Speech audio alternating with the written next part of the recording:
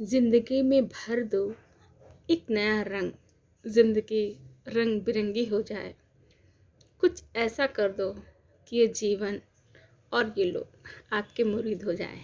नमस्कार, this is Rita Singh. हम जीवन में एक मुकाम तलाश करते हैं। हम छलांग लगाना चाहते हैं और बहुत जल्दी एक ऊंचाई पर जाना चाहते हैं। बहुत लोग ऐसा करते हैं, बहुत लोग अपने जीवन से हताश हो जाते हैं। आज का ज़माना बहुत ही प्रैक्टिकल वाला है। हमने देखा है लोग जीत हासिल करने के लिए दूसरों को धक्का देना, गिराना, फरेब करना, उसका मजाक उड़ाना कितना शुभ करते हैं। लेकिन क्या आपको लगता है ये सही है? एक अच्छे दिल के इंसान बनिए। दूसरों को, अगर आप किसी के ऊपर हंस रहे हैं, इसका मतलब कहीं ना कहीं आप हंसी के पात्र हैं, क्योंकि आप किसी भी इंसान की पॉजिटिविटी ना देखकर उसके निगेटिव देखते हैं। कौन संपूर्ण है, हम कहते हैं कौन परफेक्ट है। कौन परफेक्ट है? अगर परफेक्ट होगा तो ईश्वर बन जाएगा, मानव तो नहीं रहेगा। लेकिन आज के ज़माने में हमने देखा कुछ लोग किसी भी प्रोफेशन में हो, लेकिन क्या है, कुछ ना कुछ कमी उनके अंदर होती, वो न्याय नहीं कर पाते। न्याय क्यों नहीं कर पाते? आप समाज के सामने कुछ और हैं, कागज़ पे कुछ और हैं, अंदर से कुछ और हैं। ऐसा मत करिए। दुनिया नहीं देख रही, इसका मतलब ये नहीं है कि ईश्वर नहीं देख रहा। ईश्वर तो देख रहा है।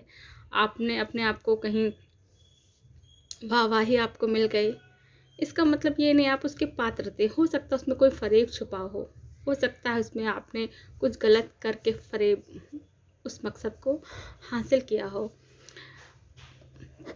बात सफलता की तब है जब आम लोग जो आपसे जुड़े आपका नाम लें, आपके नाम की तारीफ़ करें। जो आसपास है वो कहें ये वाकई में बहुत अच्छे इंसान हैं, तब आप तारीफ़ के हकदार हैं।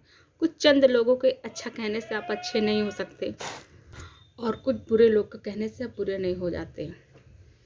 मैं अपने उसूलों पर जीती हूँ। जो मेरा दिल कहता है मैं वो करती हूँ, लेकिन मैं अपनी मर्यादा समझती हूँ।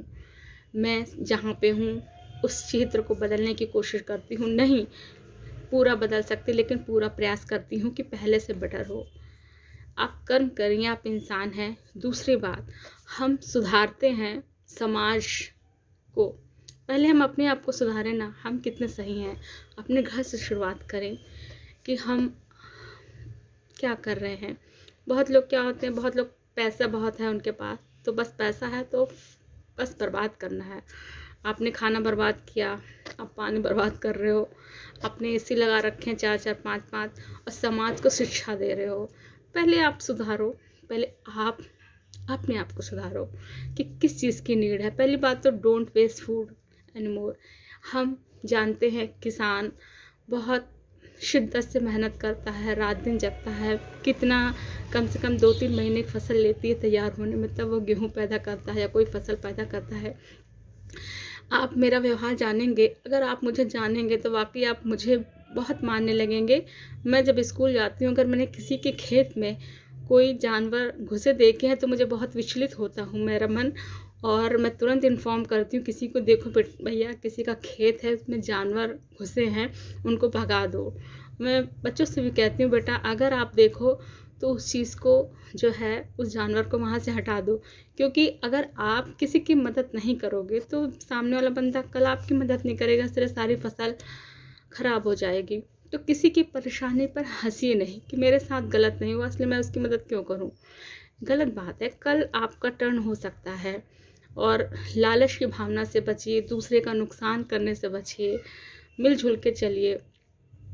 दूसरी बात, जहाँ पे गरीब हैं उनकी अधिक से अधिक मदद करने की कोशिश करिए, क्योंकि आप माध्यम हो। आप माध्यम हो, ईश्वर ने आपको, अगर आप किसी की मदद करते हैं तो आप मत समझिए मैं बहुत महान हो गया। आप एक माध्यम हैं, ईश्वर ने आपको माध्यम एक बनाया है जिसके तहत आप किसी की मदद कर रहे हैं। किसी सबसे बड़ी चीज़ होती है हमारे आसपास के लोगों में, गरीब वर्ग में घिन आते हैं। बहुत लोग कहते हैं कहाँ से आ गए। नहीं, आप एक अच्छे इंसान हैं तो किसी से इस तरह घृणा मत करिए। वो भी इंसान है, हम भी इंसान हैं। अवॉइड करिए। अगर ऐसा कुछ है उनको समझाइए। आपका फ़र्ज़ सिर्फ स्कूल तक नहीं है, वहाँ के आसपास के जो गांव हैं वहाँ तक भी फ़र्ज़ है। जो काम करिए शिद्दत से करिए, कोशिश करिए कि आपके वहाँ होने से, आपके शिक्षित इंसान होने से उनको क्या लाभ मिलता है। ये आपको बहुत बहुत ही महत्वपूर्ण पॉइंट है कि हमारे अच्छा होने से उनको अच्छा होने में कितना कोरिलेट हम कर पाते हैं, कितना उनको आगे बढ़ा पाते हैं, कितना उनको ज्ञान दे पाते हैं। अपनी वाणी में विनम्रता रखिए। जो लोग आते हैं बहुत ही, मैं आपको ज़्यादा कुछ नहीं कहना चाहूँगी, लेकिन सिर्फ ये कहना चाहूँगी कि एक इंसान दूसरा इंसान अगर सामने वालों को इंसान समझ ले तो काफ़ी मसले हल हो जाएंगे। घमंड किस चीज़ का, आपने देखा होगा जितने भी फल वृक्ष होते हैं जिसमें फल झुक लगते हैं वो हमेशा झुका रहता है, लेकिन जिसमें फल नहीं होते वो हमेशा तन के खड़ा रहता है। तो विनम्र बनिए, विनम्रता इंसान की पहचान है। और जितने भी दूर दूर से लोग आते हैं बेचारे, साइकिल से चल के, पैदल से चल के, बड़ी मिन्नत से आते हैं, आपको बहुत नमस्ते करते हैं, बहुत आपको मानते हैं कि आप अध्यापक हो, तो उनकी आशाओं पे खरे उतरिए। और अगर उन बहुत गरीब हैं तो कोशिश करिए अगर आप पर्सनली उनकी मदद कर पाते हो। तो ये आज अगर आपको कोई नहीं मानता है, ये सब अच्छाइयाँ किसी न किसी रूप में आपको ब्लेसिंग और दुआएं बहुत ताकतवर बनाएंगी। एक सुरक्षा कवच आपने देखा होगा जो दिखता नहीं है, लेकिन वो आपके लिए एक सुरक्षा कवच होगा। रात दिन वो आपको रोटी खाएंगे, पानी पिएंगे तो भी आपके लिए दुआ के शब्द निकलेंगे कि वो अध्यापक बहुत अच्छे हैं, वो मैम बहुत अच्छी हैं, बहुत दिल से सबके लिए करती हैं, प्यार करती हैं। चापलूसी से बचिए, बहुत लोग करते चापलूस में। मेरा ये मानना है जो डिज़र्व करता है, जो डिज़र्व करता है उसकी हेल्प करिए। जो सक्षम है, जो संपन्न है, सिर्फ लालच क्या एक वो बनाए रखने के लिए कि हम कुछ अच्छे लोगों से संबंध बनाए तो हमारा बहुत फ़ायदा हो, ज़्यादातर लोग ऐसा करते हैं।